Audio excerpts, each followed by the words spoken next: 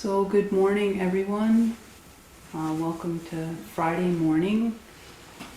Well, I can't really welcome you to Friday morning. Friday morning Canmore Theravada Buddhist community gathering. And we have been doing a series on looking at the 5 hindrances that we all experience, not just in meditation. These are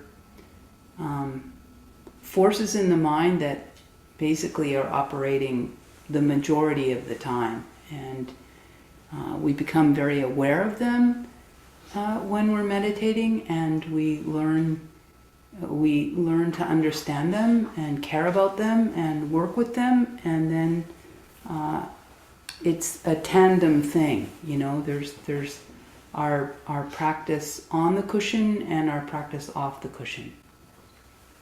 But today we will continue looking at the 4th hindrance, restlessness and remorse, udacha kucha, which sometimes gets translated as worry and flurry. That's a bit of an older translation.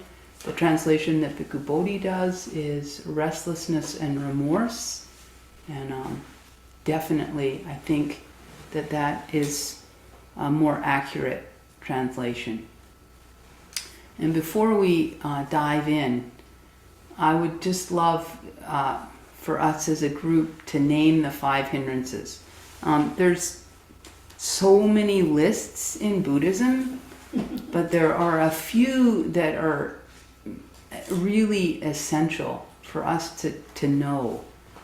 So as a group, or if someone wants to take on all 5, let's just open it up, including people online.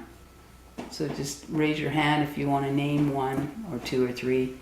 Okay, we've got Corey, we've got Marilyn. Anyone online? Okay, so Corey, give it a go. Desire, ill will. Desire, ill will, 1 and 2. The biggies. Marilyn? Restlessness and worry. Yeah, restlessness and worry. Sloth and torpor, or laziness or sleepiness. Okay, thank you, Kusala. So number 1, everyone let's say it, desire or greed. Number 2, ill will. Number 3, sloth and torpor. Number 4, restlessness and remorse. And number 5 hasn't been named yet. Doubt. Yay! Yeah, really important for us to know these, and not just know their names, but actually know their flavor and know their feeling in our mind and in our body. These are 5 forces of the mind. The Buddha's big contribution, his absolutely radical, earth-shaking penetration, the consummation of his wisdom is deeply understanding non-self, that there is not a core, permanent soul being. There's not a little homunculus in the head behind the eyes, you know, driving things. There is no me, mine, I. And the 5 hindrances are really an important part of this, that these are not us, they are universal, they're forces, they're processes, they're aspects of our life. And the more that we really understand that, it takes a little bit of the sting and it takes a little bit of the power out of them, and then we get more comfortable with just talking about the hindrances that are happening for us, because we're not taking it all personally. You know, yeah, some desire is arising, you know, I'm experiencing ill will. I mean, this is, when we're with other Buddhist practitioners, this is a very, very useful way to be able to interact. So, specifically more now to restlessness and remorse. And this is a hindrance that is experienced by all of us, definitely. And it's a real continuum. If it's in its more coarse, gross flavor, and we've probably all had this experience where, I mean, we can't even get our body to sit still. There's just this fidgety, excessive energy. That's probably one of the most coarse. Or I remember being in university lectures, and my legs would be going up, and I'd just be like, stop talking, when's this gonna end? Like, we've all had that experience of like, I gotta get out of here. That's its most blatant flavor, and that can arise. I actually had one experience of that on a 30-day meditation retreat where I'm practicing mindfulness, from the time I wake up till the time I go to bed. And I'm not talking about the first or second day. I woke up one morning, and I would always, I'm like others here, morning is my best time. And I woke up one morning really early, and I would always do some lying down meditation before I would go to the Zendo for the early morning sit. And it was really, initially it was super discouraging, like, what's going on? I just couldn't even settle the body, lying down after and I didn't mean to share this at this point in the talk, but what ended up being okay was just like a really deep acceptance of like, oh, so restlessness is here.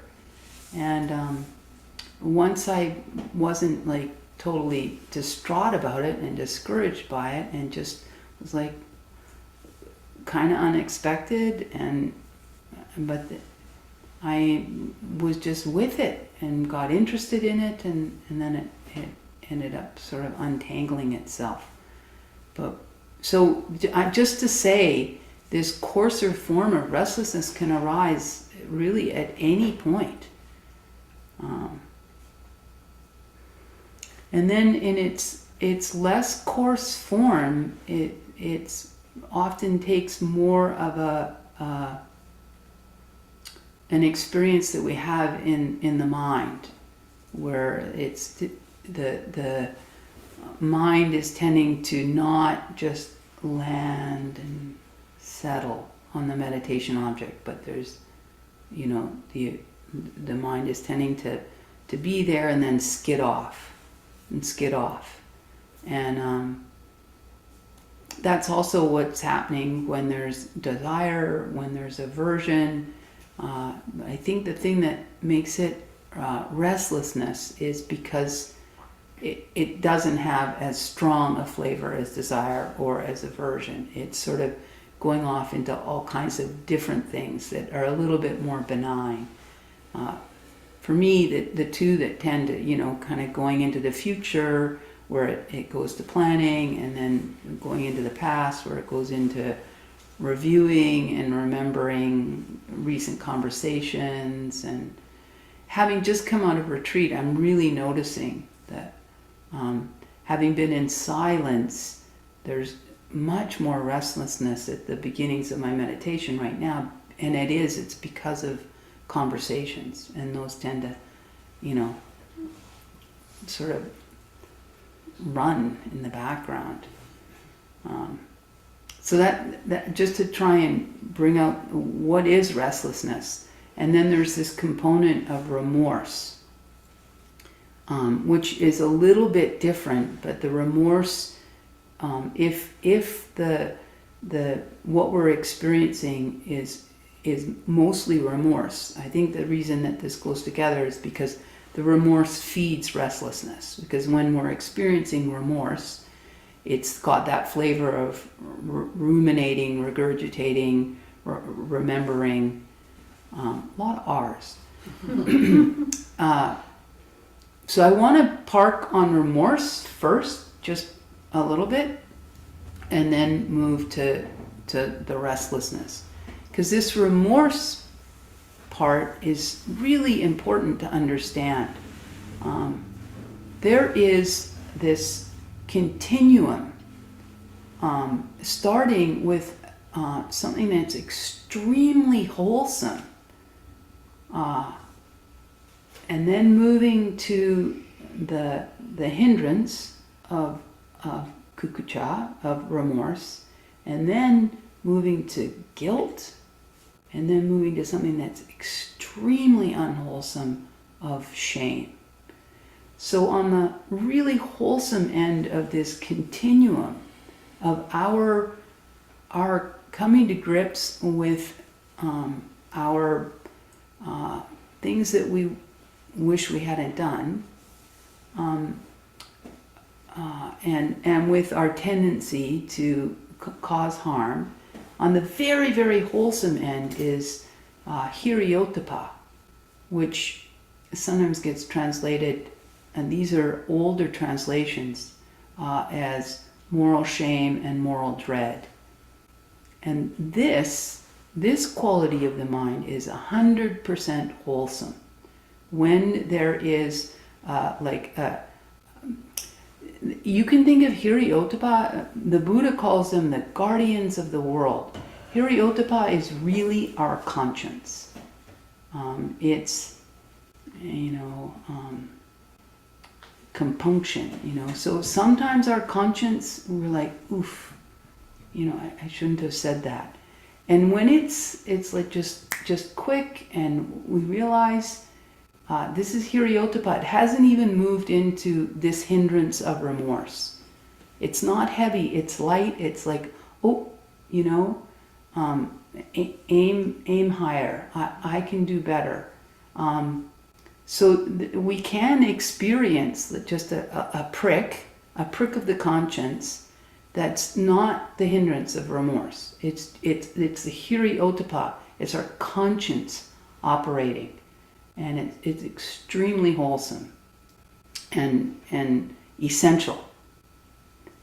If we don't respond to that prick skillfully, and the way to respond skillfully in the Buddha's teaching is to not get heavy to remorse or guilt or shame. It's to it's wonderful. The Buddha's wanting us to see the mistake and clear it, clear it within ourselves, within our own system, and just kind of make a resolve to keep going and do a little better, try a little harder, or avoid something, just come up with a little strategy. That all wholesome, no hindrance, all wholesome. The Buddhist monks and nuns have this code of discipline. We have, we don't have 5 precepts, 8 precepts. We have a lot, and they're, really the 5 and the 8 are the super important ones. Many of ours they're very small, but in the Vinaya, each moon day we just clear.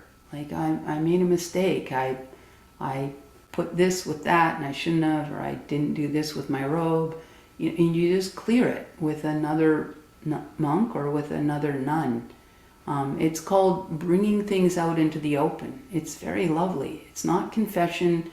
It's not getting forgiveness. It's just like sweeping the porch. And anytime in the suttas, there's many instances where some people have done quite serious, grave, things, and as soon as they see them, there's celebration. This is for growth. You see your mistake, you're bringing it out in the open. This is for growth. It's all. Everything in the Dhamma, the Buddha says the Dhamma has one flavor, the flavor of salt. everything in the Dhamma is taking us towards freedom. It's taking us towards liberation. It's, you know, we're peeling things off. We're letting things go. We're disentangling. We should be experiencing more lightness. And there are some really heavy times as we get more and more honest and more clear in what we're seeing. But you dip into the heavy times and you come up much lighter. So Hiriotapa. So I just want to clarify that, you know, if you have, I shouldn't have done that. This is not the hindrance of restlessness and remorse. This is Hiriotapa operating in your life, and keep it like out of remorse, out of guilt, out of shame. These are all down. Hiriotapa is up here, and it's a very wholesome thing when that happens. Like, oh, I'm sorry, I was impatient. This is no hindrance here. It's like, oop, you know, well, the hindrance would be impatience, but not remorse. And then I've cleared it, you know. So, and then the next opportunity that we have to start, you know, to deal with sweeping the porch and clearing things is this, when it arises as remorse. And now it's a hindrance, but again, what we need to do is pay attention to it. So if remorse is arising in your meditation, the first thing that you want to do is listen to it and learn from it. It's giving you information. And the remorse might even be like, oh, I've overscheduled myself. And there might be a tinge of remorse in it because you might already have known this is a tendency that I have, and you know, I was wanting to learn to not say yes so quickly, you know, and now there's some remorse. So the first thing you want to do is listen to that and get the information, and then you want to move away from remorse. You know, I think in our very individualistic culture, because we have such a sense of me, we have a misunderstanding about remorse and guilt and shame. We've tangled it up with, oh, I really care about this person, that's why I feel so much remorse. It's like a sign of my love, or it's a sign of my strong intention to live as an upright person. Like we somehow think there's something good about it, but there's not. Remorse is heavy, it's loaded, it's full of me and mine, and then it just gets worse. If we don't deal with the remorse that's arisen in meditation, it will slide into guilt, because we're just not listening to the signals. Hiriotapa, remorse, guilt, shame, these are all like alarm systems, you know. So the Hiriotapa is just like the little light on the dashboard, like change the oil. And then remorse is a little bit of a ding, ding, ding, you know. And then when we don't listen and we don't work with these things, it moves into guilt, which is like, you know, and now you've got this thing you're totally identified with. Oh, I'm just, you know, like such a procrastinator, or whatever the identity, and you're carrying it around in your knapsack. And then if you don't listen to the of the guilt, you end up with shame, which is where you've taken it out of the knapsack and you've swallowed it. And this is just who I am. And you've got this shame. Very, very negative mind state, and full of delusion. And it's because we have not taken precaution, we've not taken care. We haven't followed the Buddha's teachings. And one thing that happens is many of us come to the Buddha's teachings and we already have swallowed a bunch of shame. We already have that. You know, it's not like, oh, I didn't follow the Buddha's teachings. Well, yeah, we didn't, because we didn't know them. So that's something we need to vomit up. Seriously, we need to throw that up. It's full of delusion. Like, and you can do that. You can do that with really coming to grips with, oh my gosh, I have this self view. I have this identity, or I did this thing. There's something came up for me on my retreat. It's hard to talk about without crying. You know, there's some things I did when I was young that I just have so much shame about, and but it's better. I told them to Beth. Of course, I'm bawling, and she had me do a ceremony with the Buddha. You know, and that was very, very helpful. And we just have to move on. That happened, and that will never change. But me relating to those memories in a skillful way, that can change. And it was very, very, very, lightning. And there's still more lightning. I don't mean lightning. I mean getting less heavy lightning. Yeah. So with restlessness, moving on to restlessness, there's two similes that the Buddha gives that are, one of them, Sanghamitra referred to when she was talking about restlessness and remorse, and it's the water. And then when we're restless, there's wind crossing across the surface of the water and causing it to distort.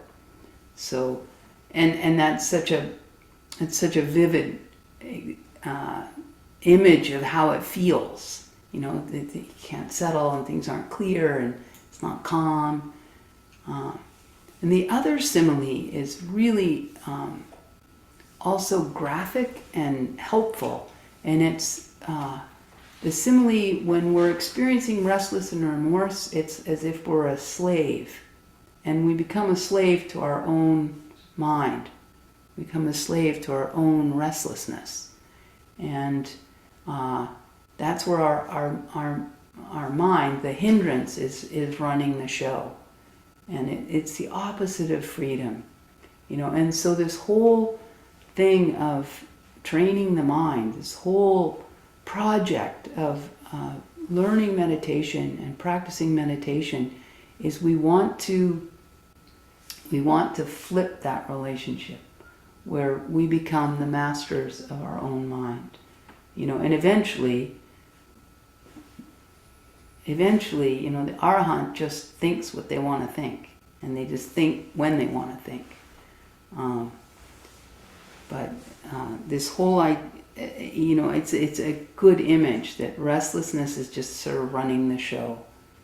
And it's true with all of the hindrances. So I just want to touch in on some ways to work with restlessness. And the first two I'm going to talk about, I'm going to do this quickly. The first two are true for all 5 of the hindrances. These are antidotes. These are ways to work with all 5 of the hindrances that are in the suttas that the Buddha has given us. And the first one is, it's so important when a hindrance arises that we care about it, and this is, to me, this is the hardest part, because of this aspect of life, this aspect of momentum, inertia. When there's a hindrance in the mind, it takes some effort to respond to that hindrance with a different energy than the hindrance itself. But the first thing that usually happens is like when ill will is the most blatant. When ill will arises, very often the very next thing that arises is more ill will. You know, ill will to the ill will. And so this is a very, very important skill for all of us, that we figure out with our own minds how to meet greed, ill will, sloth and torpor, restlessness and remorse, doubt, with friendliness, with acceptance. Here you are. You know, it's like someone knocked at the door. You did not want anyone coming to the door right now. You especially didn't want this person. And you somehow dig down and respond because it's happened. They've knocked at the door. So this is, to me, this is the most important thing. And for me, the thing that's been quite a game changer. And I think it's, you know, really taking in deeply, these hindrances are not personal, they're impersonal. It makes it easier. It's not like, oh, you know, more of my greed, you know, oh, there's my, no, aversion is here, you know. And so that's, that, if there's one thing we learn, if we can do that, we're on our way, working with the hindrances. And then we can also afford to be super honest, because we're not like, you know, just sort of like, no. We just, oh, this is what's happening. Here it is. Yeah. The second antidote for all 5 of the hindrances is wise friendship.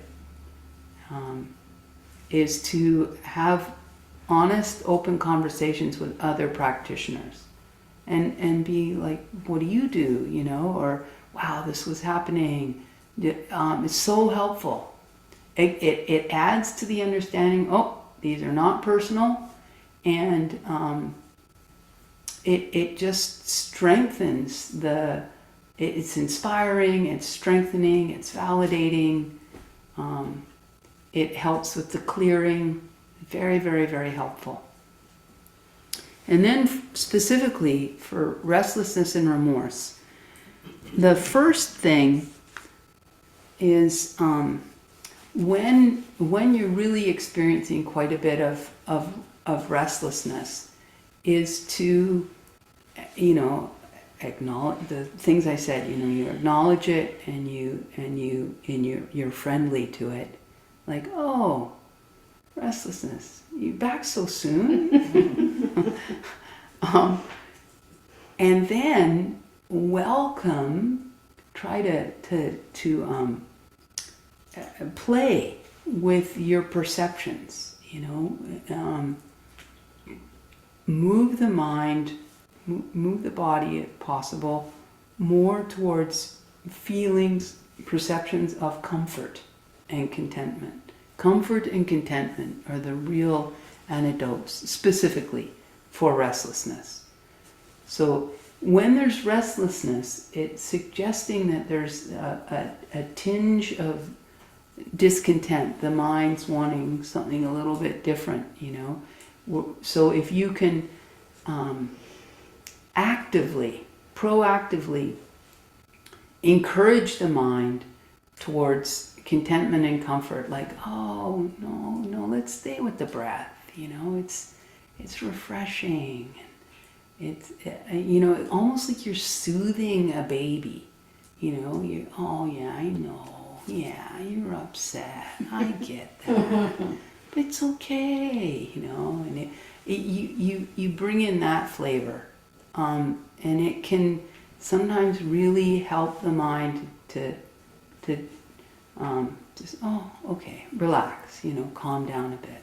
We want our meditation, we want our experience of our meditation object as much as possible to be like sitting back in a really, you know, comfortable arm. Yeah. Like Sanghamita talked once about, you know, like It's like being at the beach, just like, ah.